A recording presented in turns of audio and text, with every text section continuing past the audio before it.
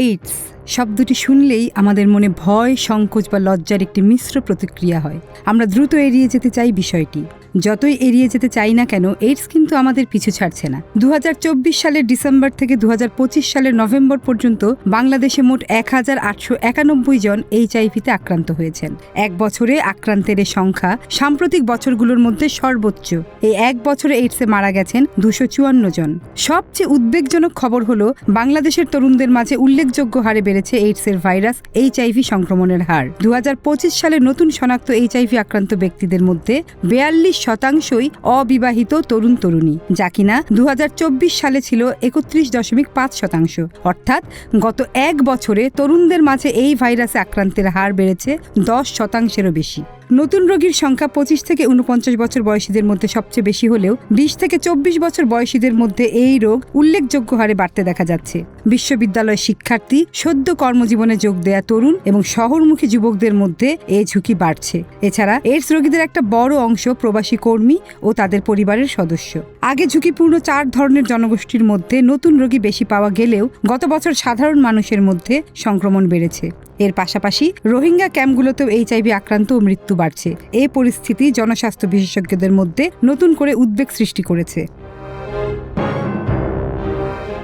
HIV এখন বড় শহরের গণ্ডি পেরিয়ে ছড়িয়ে পড়েছে বিভিন্ন জেলায়ও। যেমন সিরাজগঞ্জে উদ্বেগজনক হারে বেড়েছে এই রোগীর সংখ্যা, যার উল্লেখযোগ্য অংশই শিক্ষার্থী।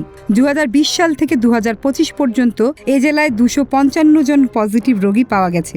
একই সময়ে এই রোগে 26 জনের মৃত্যু হয়েছে জেলাটিতে। এমন অবস্থায় সিরাজগঞ্জকে এইচআইভি রেড জোন হিসেবে ঘোষণা করেছে স্বাস্থ্য বিভাগ।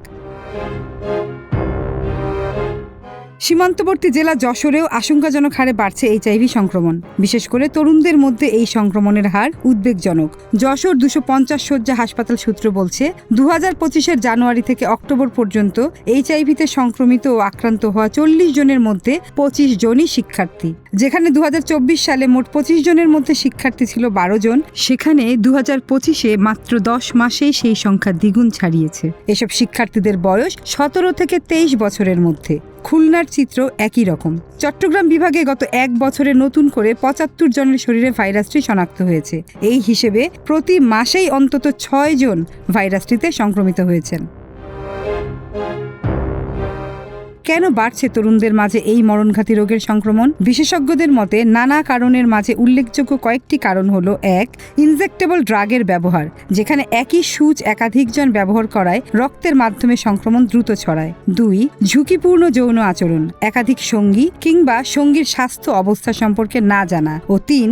যৌন স্বাস্থ্য নিয়ে নীরবতা। এর কারণ হিসেবে তারা বলছেন, পরিবার ও শিক্ষা প্রতিষ্ঠানে যৌনতা ও যৌন স্বাস্থ্য নিয়ে খোলামেলা কোনো আলোচনা হয় না। এইডস নিয়ে আমাদের লজ্জা, দ্বিধা ও নীরবতা জন্ম দিচ্ছে অজ্ঞতার। আর এই অজ্ঞতার অন্ধকারে এইডস আমাদের তরুণ সমাজকে গ্রাস করতে শুরু করেছে। তাই সময় থাকতে সাধু সাবধান।